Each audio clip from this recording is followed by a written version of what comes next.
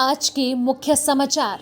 आम आदमी पार्टी की सरकार गिराने के लिए भाजपा ने ईडी, सीबीआई का किया दुरुपयोग। अधिवेशन के आखिरी दिन सीएम शिंदे ने कहा संपूर्ण विपक्ष देखने की क्षमता रखते। मुंबई, दिल्ली के मुख्यमंत्री व आम आदमी पार्टी के राष्ट्रीय संयोजक अरविंद केजरीवाल ने गुरुवार सुबह प्रवर्तन निदेशालय और केंद्रीय अन्वेषण ब्यूरो के दुरुपयोग का बीजेपी पर आरोप लगाया है।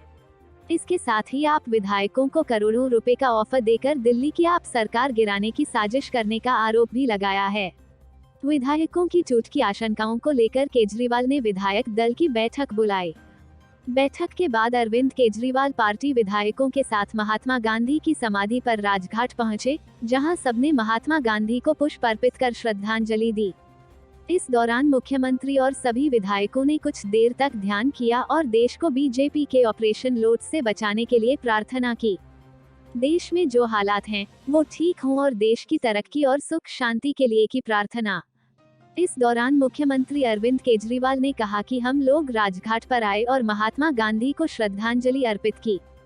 हम लोगों ने वहां बैठकर थोड़ी देर तक ध्यान भी किया और हम लोगों ने देश के अंदर आज जो हालात हैं, वो ठीक हो, उनमें सुधार हो और देश की तरक्की और सुख शांति के लिए प्रार्थना की। अभी हमने देखा कि कुछ दिन पहले डिप्टी सीएम मनीष सिसोदिया के खिलाफ इन लोगों ने एक बिल्कुल झूठी और फर्जी एफआईआर दर्ज की। उसके आधार पर इन्होंने मनीष सिसोदिया के घर पर रेड मारी। पूरा दिन रेड चलती रही। मेरे ख्याल से करीब 14 घंटे तक रेड चली। सीबीआई ने मनीष सिसोदिया के घर में सारे गद्दे, दीवारें कुछ भी नहीं छोड़ा और उन्होंने सब छान मारा। इसके बावजूद अंत में उनको एक भी पैसे का अनअकाउंटेड कुछ नहीं मिला। उनको न एक भी अनअकाउंटेड कैश मिला, न कोई जेवर मिला, न कोई संपत्ति और जमीन के कागजात मिले और न कोई आपत्तिजनक कागज मिले। अरविंद केजरीवाल ने कहा कि हम यह सोच रहे थे कि इन्होंने यह क्यों किया। मनीष सिसोदिया एक बहुत ही ईमानदार और देशभक्त आदमी हैं। मनीष सिसोदिया ने देश के बच्चों के लिए, उनका भविष्य बनाने के लिए बहुत शानदार काम किया। फिर हम सोच रहे थे कि इन्होंने यह क्यों किया।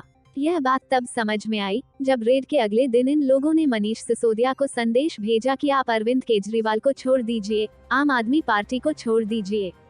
आप आम आदमी पार्टी को तोड़कर कुछ विधायकों को लेकर हमारे साथ आ जाइए। हम केजरीवाल जी की सरकार गिराकर आपको सीएम बना देंगे। साथ ही हम आपके सीबीआई और ईडी के सारे केस बंद कर देंगे। मैं समझता हूँ कि मैं पिछले जन्म में कुछ पुण्य किए होंगे और मैं बहुत सौभाग्यशाली हूँ कि मुझे मनीष सिसोदिया जैसे साथी मिले। ये लोग मेरी सरकार गिराकर मनीष सिसोदिया को मुख्यमंत्री बना रहे थे, लेकिन उन्होंने उनके ऑफर को ठुकरा दिया। मनीष सिसोदिया ने कहा कि मुझे मुख्यमंत्री नहीं बनना है। उन लोगों ने कहा कि आपके सीबीआई और ईडी के सारे केस खत्म करवा देंगे, लेकिन मनीष सिसोदिया ने उनके ऑफर को ठुकरा दिया। सीएम अरविंद केजरीवाल ने कहा कि अब ये पिछले कुछ दिनों से हमारे विधायकों के पीछे पड़े हैं। हमारे एक एमएलए को 20-20 करोड़ रुपए का ऑफर दिया जा रहा है। ऑफर दिया जा रहा है कि आप 20-20 करोड़ रुपए ले लो और आप केजरीवाल जी की सरकार तोड़ दो। केजरीवाल जी और आम आदमी पार्टी को छोड़ दो और हमारे साथ आ जाओ। मुझे बेहद खुशी है कि हमारा एक भी विधायक अभी तक नहीं टूटा है। मुझे पता चला है कि हमारे 40 विधायकों को तोड़कर हमारी सरकार गिराने का इनका लक्ष्य है। मैं दिल्ली की जनता को कहना चाहता हूं कि आपने एक कट्टर ईमानदार पार्टी को वोट दिया है, कट्टर ईमानदार सरकार को वोट दिया है। मैं, मेरे विधायक और मेरे मंत्री, हम कट जाएंगे, लेकिन देश और जनता के साथ दगा नहीं करेंगे। आम आदमी पार्टी के राष्ट्रीय संयोजक अरविंद केजरीवाल ने कहा कि देश में एक के बाद एक सरकार गिराने का एक माहौल चल रहा है। इन्होंने महाराष्ट्र, कर्नाटक, मध्य प्रदेश व गोवा की सरकार गिरा दी और अब झारखंड की सरकार गिराने जा रहे हैं। हम बिहार के अंदर भी देख रहे हैं कि इन्होंने क्या किया। अब दिल्ली की सरकार गिराने की कोशिश कर रहे हैं। यह अच्छा थोड़ी है। ये हमसे लड़ रहे हैं। ये हमसे क्यों लड़ रहे हैं? सारा देश मिलकर आगे बढ़ेगा, तभी तो हम तरक्की कर पाएंगे। उन्होंने बीजेपी द्वारा लगाए जा रहे शराब घोटाले के आरोप पर स्थिति स्पष्ट करते हुए कहा कि इन्होंने कल कहीं सभा की। उस सभा में उन्होंने स्टेज के पीछे जो बैनर लगाया था, उसमें लिखा हुआ था कि 1.5 लाख करोड़ रुपए का शराब घोटाला हुआ है। दिल्ली का तो 1.5 लाख करोड़ रुपए बजट ही नहीं है। दिल्ली का बजट तो 70,000 करोड़ रुपए है। फिर मैंने देखा कि उस सभा में कोई व्यक्ति खड़ा हुआ और पूछा कि घोटाला क्या है।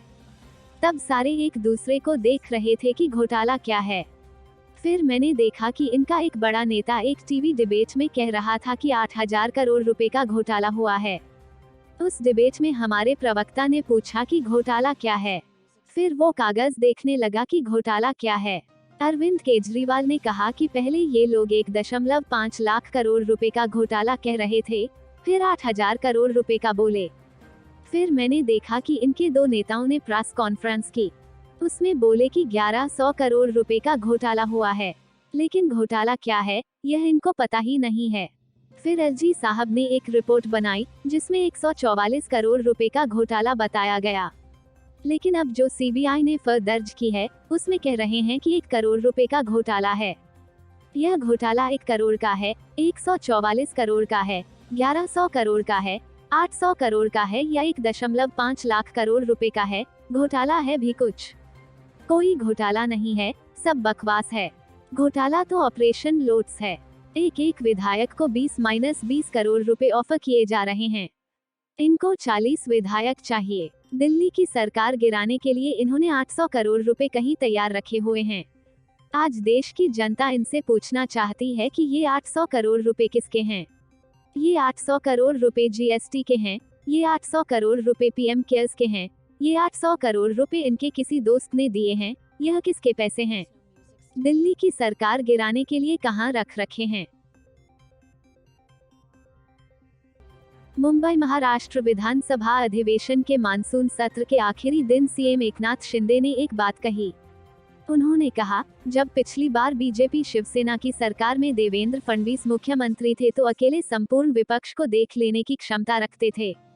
अब तो मैं भी उनके साथ आ गया हूँ। एक से भले दो। इस मजबूत ताकत से निपटने के लिए उद्धव ठाकरे की शिवसेना ने एक दिन बाद ही एक बड़ा ऐलान किया। उद्धव ठाकरे गुट की शिवसेना ने शुक्रवार 26 अगस्त को संभाजी ब्रिगेड के साथ गठबंधन का निर्माण किया। बीजेपी अध्यक्ष चंद्रशेखर बावनकुले ने इस पर अपनी प्रतिक्रिया देते हुए कहा कि 2019 के चुनाव में भी संभाजी ब्रिगेड ने अपना भाग्य आजमाया था। 0.06% वोट पाया था। इस तरह संभाजी ब्रिगेड की कोई ताकत नहीं है। उद्धव ठाकरे ने मिर्ची पटाखा छोड़ा है जो कोई आवाज नहीं कर सकेगा। बीजेपी नेता और शिंदे सरकार में मंत्री गिरीश महाजन ने अपनी प्रतिक्रिया देते हुए कहा कि कांग्रेस और एनसीपी के साथ जाकर उद्धव ठाकरे की शिवसेना ने राजनीतिक आत्महत्या कर ली। अब उनका अस्तित्व खत्म होने को है। ऐसे में उन्हें कुछ ना कुछ तो करना ही था। शिंदे गुट के चीफ विप भरत गोगावले ने कहा कि आखिर उद्धव ठाकरे को किसी ना किसी सहारे की जरूरत पड़ ही गई। अमरावती की सांसद नवनीत राणा ने कहा कि इससे यह सिद्ध हो गया कि उद्धव ठाकरे की अपनी कोई ताकत नहीं है। उद्धव ठाकरे ने इस गठबंधन की वजह बताते हुए यही कहा कि बीजेपी से क्षेत्रीय अस्मिता और लोकतंत्र को खतरा पैदा हो गया है। उससे निपटने के लिए छोटी पार्टियों की एकता वक्त की जरूरत है। लेकिन स्टोरी इतनी सिंपल नहीं है। दरअसल बीजेपी ने एकनाथ शिंदे को सीएम बनाकर न सिर्फ शिवसेना को बड़ा झटका दिया है, बल्कि शरद पवार की एनसीपी के साथ भी बड़ा खेल कर दिया है। मराठा जाति के वोटरों में शरद पवार की अच्छी खासी पैठ है। बीजेपी ने मराठा सीएम देकर न सिर्फ शिवसेना को तोड़ा है, बल्कि एनसीपी के वोट बेस पर भी सेंध लगा दी है। मराठा जाति के लोग महाराष्ट्र में 32% से ज्यादा हैं। महाराष्ट्र के 16 मुख्यमंत्रियों में से 10 मराठा जाति से ही रहे हैं। बी चौहान से शरद पवार और शरद पवार से विलासराव देशमुख, अशोक चौहान, पृथ्वीराज चौहान और अब एकनाथ शिंदे तक सबके सब मराठा रहे हैं।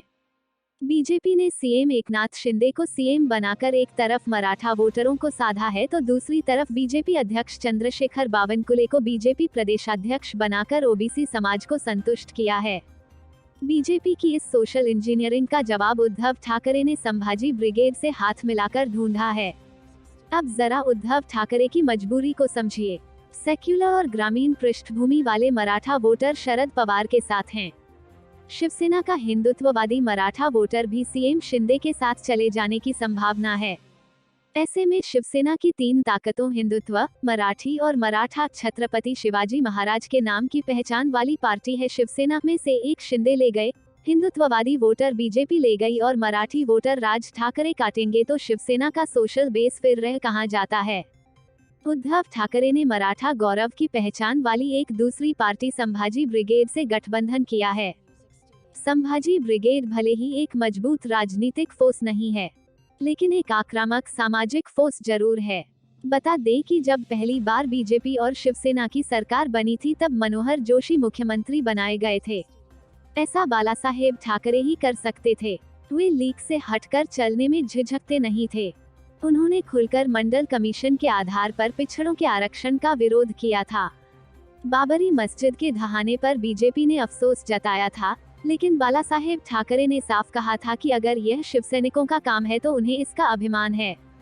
इसी तरह उन्होंने एक ब्राह्मण को तब सीएम बनाया था जब देश भर में पिछड़ों की राजनीति का बोलबाला था, लेकिन उन्हें भी बाद में मनोहर जोशी को हटाकर नारायण राणे को सीएम बनाना पड़ा था। बालासाहेब ठाकरे ने कास्ट पॉलिटिक्स और सोशल इंजीनियरिंग की राजनीति कभी नहीं की और यह यूं ही कहने के लिए नहीं है। शिवसेना में जो लोग ताकतवर बने हैं, अगर उन पर नजरें दौड़ाएं तो सिर्फ मराठा ही नजर नहीं आएंगे, पिछड़े ही नजर नहीं आएंगे, दलित भी नजर आएंगे। यानी काफी हद तक यह बात सही है कि शिवसेना में आगे बढ़ने के लिए कास्ट कभी फैक्टर नहीं रहा है। यही एक अहम वजह है कि शिवसेना को लगभग हर जाति का समर्थन मिलता रहा है, क्योंकि सभी जातियों के वोटरों को शिवसेना पर कम से कम यह भरोसा रहा है कि जाति के आधार पर उनके साथ भेदभाव नहीं होगा।